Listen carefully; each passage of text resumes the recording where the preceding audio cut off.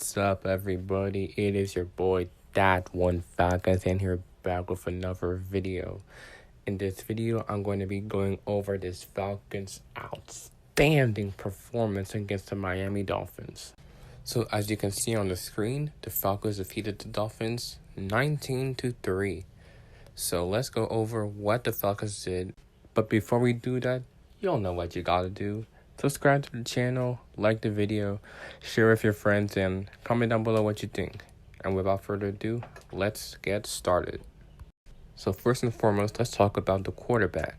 So third stringer Logan Woodside, who wears number 11, formerly worn by Thule Ghost Jones, played the entire game. So that means there was no Desmond Ridder and no Taylor Heineke.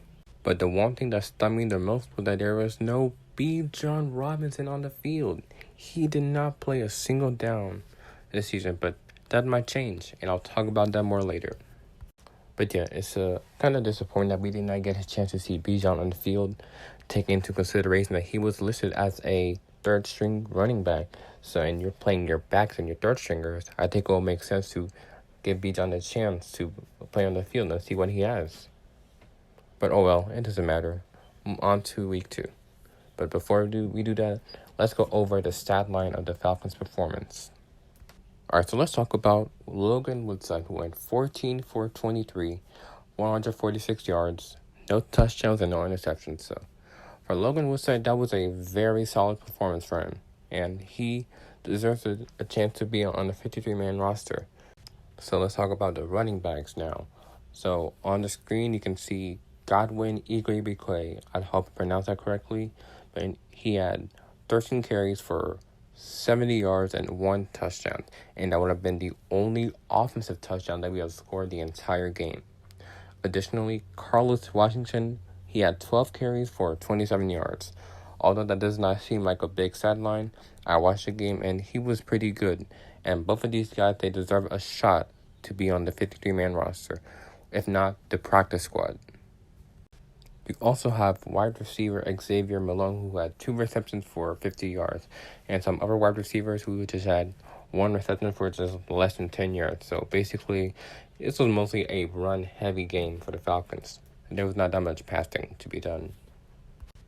Now that we are done with the offensive side of the football, let's move on to the defensive side of the football. And oh my God, Ryan Nielsen, you are a fucking beast, my dude. You turned this whole defense around.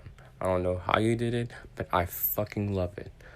Great job to you, man. We appreciate what you have done for this team. The defense came to play. They did not have time to fuck around or do all that kind of bullshit. They came here and they came to play and they won the game. So let's go over how the defense did. So the first person I want to go over is the rookie safety out of Alabama, the 7th round pick, Mr. DeMarco Hellams, who had himself a damn good game. In this game, he had 7 tackles and 1 pass breakup. Additionally, he had 1 interception in the red zone.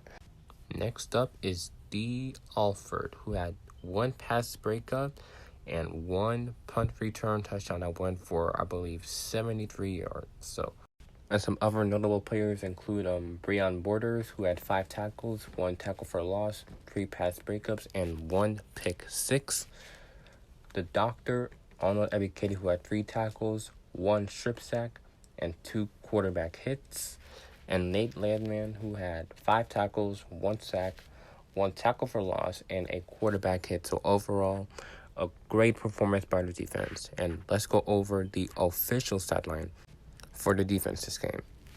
So in this game, the Falcons rallied 3 interceptions, 5 fucking sacks, 1 forced fumble, 1 fumble recovery, and 1 punt return touchdown.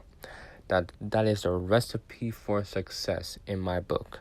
That was a outstanding performance by the defense. And hats off to Ryan Nielsen. This man is going to make this defense scary. In his debut with the Falcons, I'm very happy with how the defense played. So hats off to him.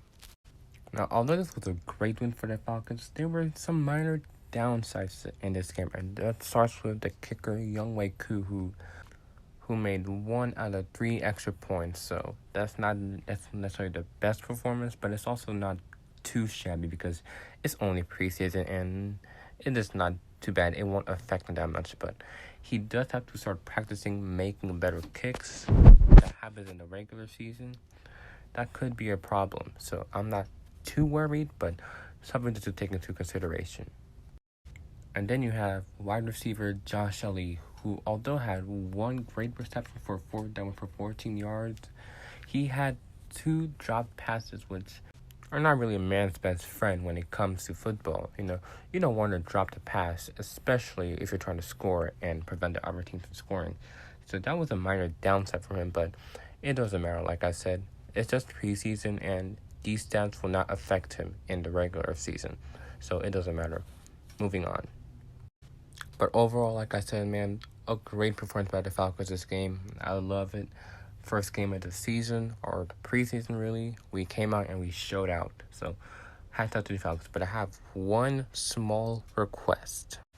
Coach Smith, please keep that damn mustache on. It makes you look entirely different, and it makes you look like a general that wants to win some fucking games. So please keep it on, because I don't know what you did, but it's working. Like, that mustache is winning us games. And for Ryan Nielsen as well, that mustache means business. Please don't trim it away unless we lose a game. But anyways, man, that's going to do it for me in this video. Thank you guys for watching. I hope you enjoyed it. Let me know what you think in the comments down below, and I'll see you in the next video, which will cover the Falcons taking on the Bengals at home. So the Falcons come back home and they face Cincinnati. So we get to see the starters. That's what I heard from Coach Arthur Smith. We will see Desmond Ridder starting. We're going to see this brand new Falcons starting. We'll see Caden Ellis and all the free agents that we signed, and B. John Robinson too. So this will be an exciting moment for Atlanta to see this brand new Falcons rise from the ashes and take some fucking souls. So I'm excited for it, and I can't wait to watch the game. And I'll see you next Saturday for the breakdown of what happened in the game. But until then, peace out. Slowly get the tempo, just enough to keep the mission tight.